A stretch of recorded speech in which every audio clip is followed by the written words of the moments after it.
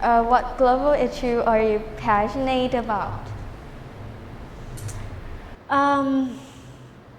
There are so many issues in the world, and for me, I think if you were to choose one topic to talk about, it would be better. Because if you were to talk about everything, all the issues in the world, it would take, I don't know how many lifetimes for you to try to solve or raise a platform to talk about this issue. I would like to touch just on Thailand. For me, I think the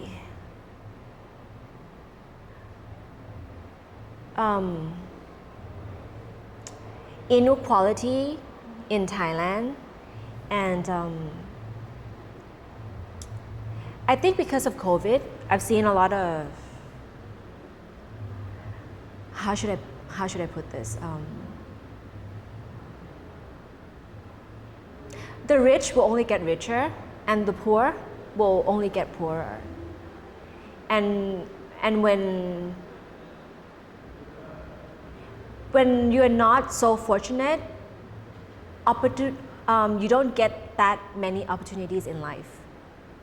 So I think if I were to touch on a topic that I want to work on, it would be to raise awareness for people to know and understand their rights. Basic rights as a Thai citizen. I mean, that's a good objective to have when you're raising awareness. But I like how you pointed out the conspicuous gap between those who are rich, those who are affluent, those who are wealthy, and those who are underprivileged. Like, there's a conspicuous gap between these two. And what are your thoughts on how we could bridge these two and maybe find like an equalizer or a balancer that makes both the rich and the poor gain their deserved rights? It would be a fairy tale to say that there's Robin Hood robbing the rich to give to the poor, and I think it would probably never happen in real life.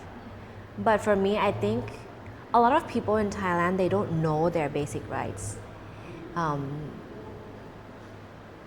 For example, with COVID, some people don't even know that they have the rights to free medication. So again, I give a lot of importance on knowing your rights and knowing what the government can provide you as a Thai citizen, because it's more realistic in terms of, okay, if you were to get sick, where would you go? If you needed help and you were unemployed, where would you go? If you were a senior citizen and you don't have, no one would hire you anymore, how much would the government pay you per month? Things like that. I think it's just the basic rights. Again, it's like having weapons for you to know that, okay, this is your survival kit, and you know that at least this is what you have. Then you can go from there. When you speak of that, at the end of the day, what we actually need, I think, is education, to educate others so that they become well aware and fully aware of their surroundings. Did you know that while we have lots and lots of students with, I have 2 iPads, I have iMac, I have iPhone, there are still students in some areas in Thailand where they have never seen a computer before. And as we're talking about technology, as we're talking about how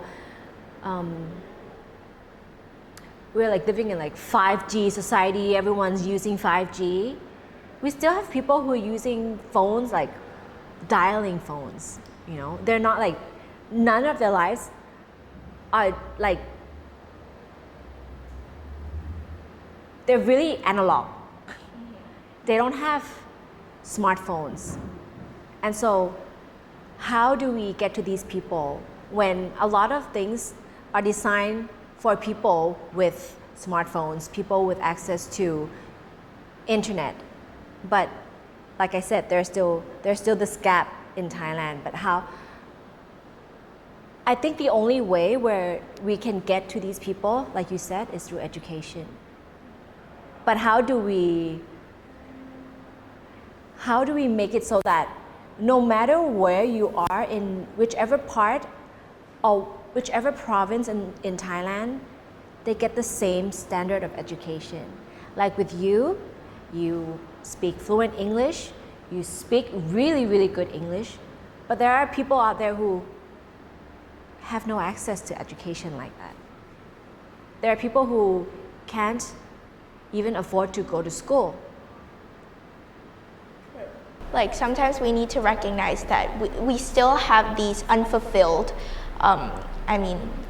unfulfilled opportunities maybe, like for those who are underprivileged, the students, instead of like focusing on like developing 5G and like Exactly. increasing accessibility and this, that, the you know, like etc. We should like, you know. When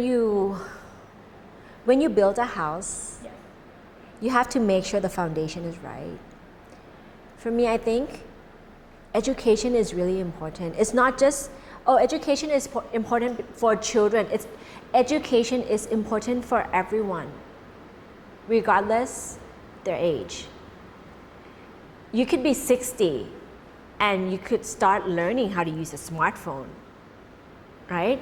So it doesn't mean like, today we're gonna talk about 5G. Do you know how to load this application? They don't even have access to a smartphone. So why would you talk about 5G, right?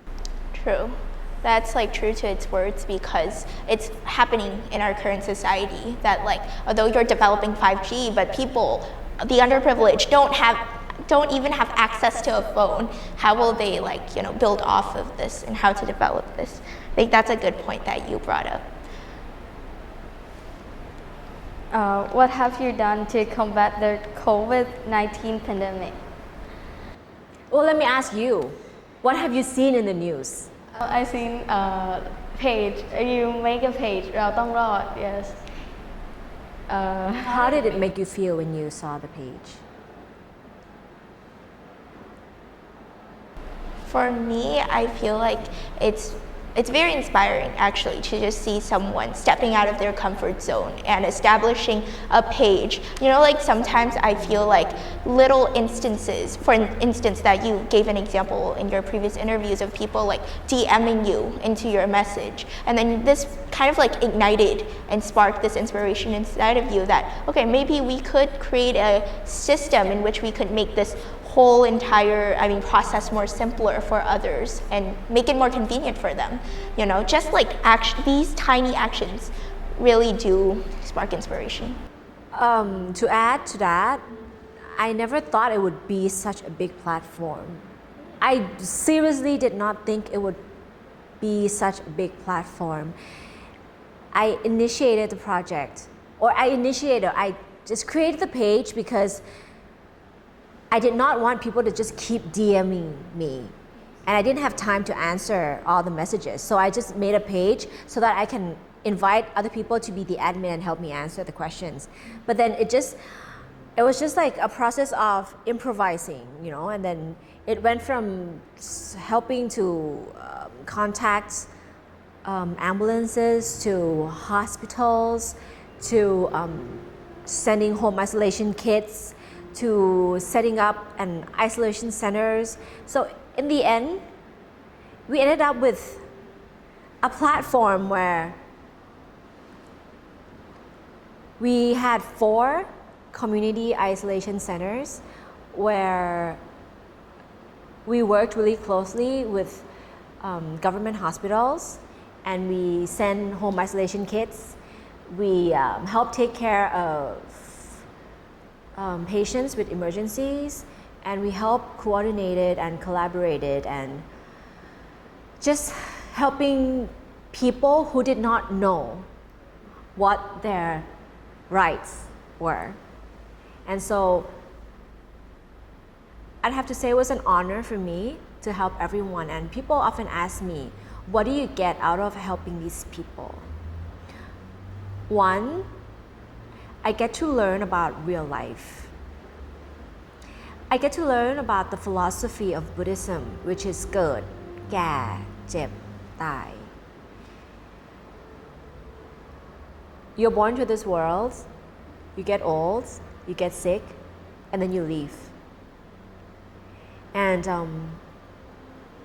so after learning and really understanding the concept,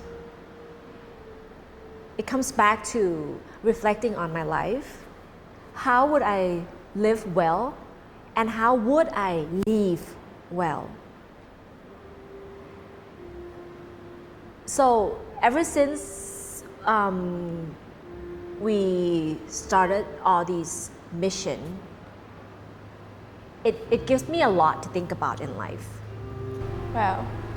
I mean, you brought up a very philosophical question, right, about how we can leave well and where we're going after this, and like how can we, initiate impact, like positive impact. How can we help and serve the community? Some people think that they have to make great impact in this world, but for me, I ask myself almost every other night, like, have I made a difference?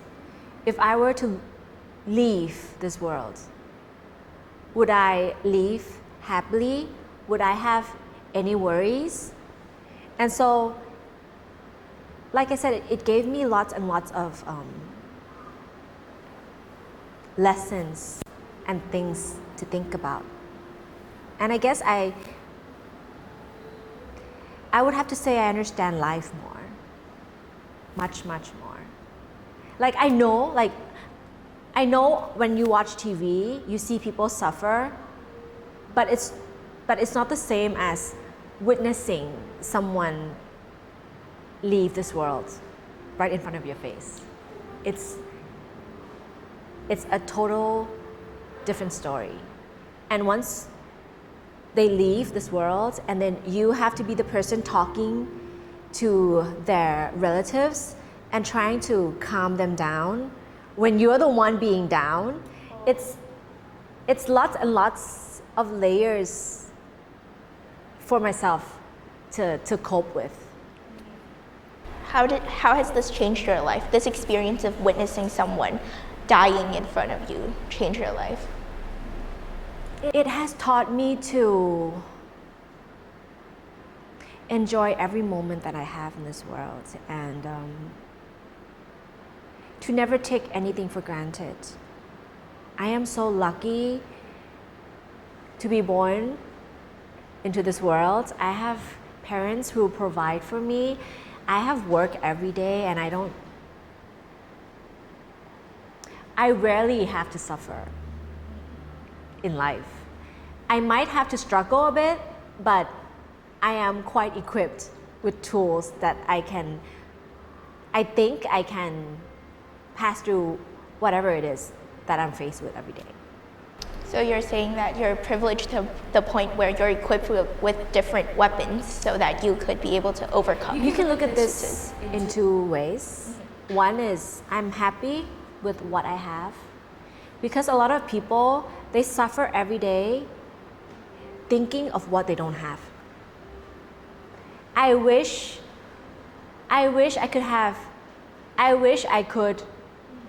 not wish I could have anything, because I am happy with what I have every day. I am content with what I have.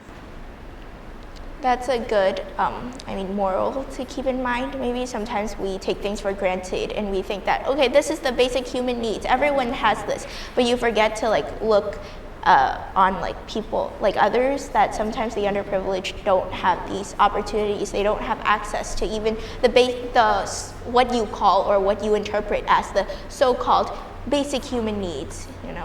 Yeah. So I've seen you talking to different leaders. For instance, Tancha Chat. You've been in a discussion with him, maybe, and how do you think this has affected your project?